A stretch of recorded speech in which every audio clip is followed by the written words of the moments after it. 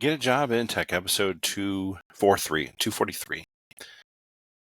So there's this city in well, it's Fort Lauderdale actually, right? And so Fort Lauderdale is, according to the news article here, Fort Lauderdale is geared up to be a $2 billion development at the Bahia Maria. It's led by some acquisition group or whatever. You're going to call it a mini Monaco. So this is a good thing for Florida. You have luxury towers, a hotel, and you can imagine it's going to be great because they're going to bring a lot of money there, a lot of high-end development, a lot of $1 million luxury condos, which means that it's sort of like Microsoft.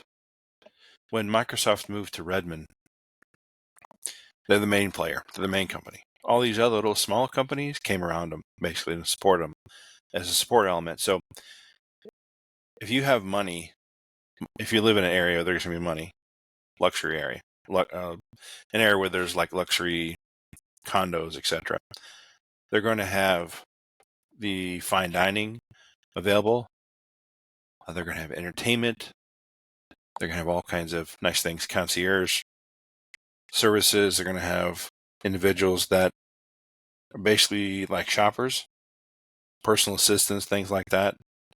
They go around or private chefs for that matter too, are going to be living in this area in Fort Lauderdale.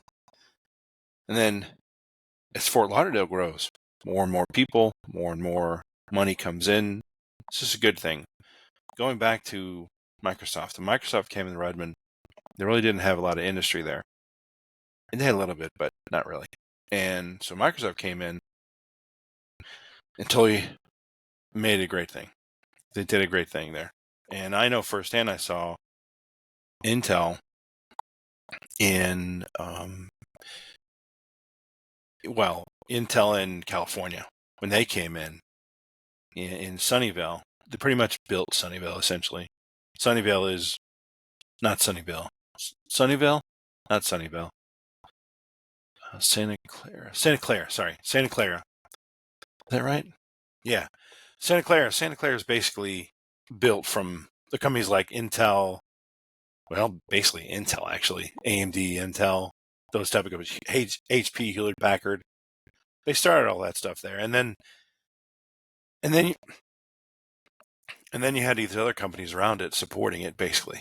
So you had the big Element company, and then these small little companies around it. So how do you use this to your advantage, basically? You say like a company like, you kind of find out where the companies are going, if you can, and where's the money going, essentially. So you have these large companies that are going to relocate to an area. Now, they're going to need some services. Ideally, if they're like a tech company, they're going to need some services in the area. And like, let's say they're a data center and they move to North Dakota, let's say. Well, they're going to need techs that work there, obviously. And if you live there, then that's a perfect ideal position. They're also going to need a relationship or like some sort of, I will say an office, like a tech office, basically. So anytime you have a data center,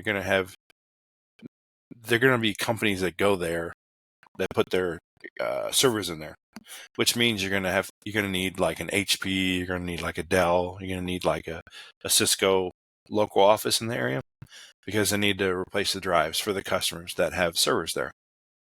So typically how it works now is you call up HP, you call up Dell, you call up Cisco, if you can get a hold of Cisco for that matter, and you have like a certain contract, right? Like certain members or a certain contract, maintenance contract with them, and they go out and they replace the drive. Usually it's a hard drive they replace a lot of times. That's usually what the main component that goes wrong is. Now, if you're able to establish something like that, where you're a person who does that type of work, but you make yourself available and you live in, say, a data center area, make yourself available to those companies, pretty much go in and you got a good job basically going. Because a lot of times now what happens is HP will dispatch a person, or Dell, whoever, a dispatch person, and they may live 2 hours away. And if you're already there, you can just approach these companies and say, I'm in the area. I'll put it on LinkedIn. Let's say you live in a certain data center area, or even just go up to the data center and just put a resume in with them and start talking to them. Just converse with them if you can. Sometimes you can't even get around the data center, but try different approaches that way.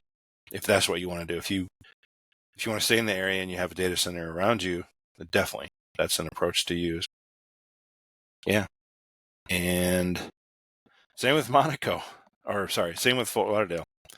Fort Lauderdale's going in. They're going to be building they're going to have a lot of development there in Florida, in the Fort Lauderdale area. And of course, it's going to be next to the beach, right? We all know that. Now, if you can find ahead of time that there is an IT company, so if it's near a beach, that means there's yachts. If there's yachts, that means there's internet on the yacht, 100%. So who do they get their internet from? Is it C-Mobile? Is it some other company out there? Well, obviously, they're going to need some sort of maintenance with that. And if you say yourself as, or let's say you go on LinkedIn and you just say you're an IT person strictly for yachts, or maybe even learn how the makeup of a yacht is, the technology, if you will, the IT part of it, right? And then you put a couple videos on the internet of it, and now maybe people will hire you for that reason. Or maybe companies will say, oh, okay, you seem to know the ins and outs of this, we'll hire you for that. And obviously that's not a work from home job, that'd be something like that. But the good thing is, if you help one yacht owner out, you're not dealing with the owner, of course. You're going to deal with like the captain or a deckhand, something like that, or the manager of the boat, let's say. And, they appreciate you, like what you do. You're very discreet in what you do. Basically, you don't talk about it to any other person. You make a name for yourself that you just, you maintain their satellite connection. You're not doing much really. You're going in there, you just do a couple configurations, and then you're done. Now, actually, when they're in sea, they're not going to call you. But what you could do is you could train the individual there and make them relying on you essentially for upgrades or things like that. That they could even make yourself available when they're out to sea. They have an issue with internet. Now, obviously, they're going to have bigger issues if they're out to sea. If they have an issue with internet, they're probably going to have something else going on. But if that's just the case, the internet, you could be a person that they call, or you most likely they're going to call C-Mobile. But nevertheless, you could be there as a support in some fashion, or setting up their tech on yachts, which is a little different than like a house, because the cables have to be more shielded, and they have to be more precise, and they're usually more costly because there's certain specifications that they have for tech on a yacht. Thanks a lot. We'll see you next one.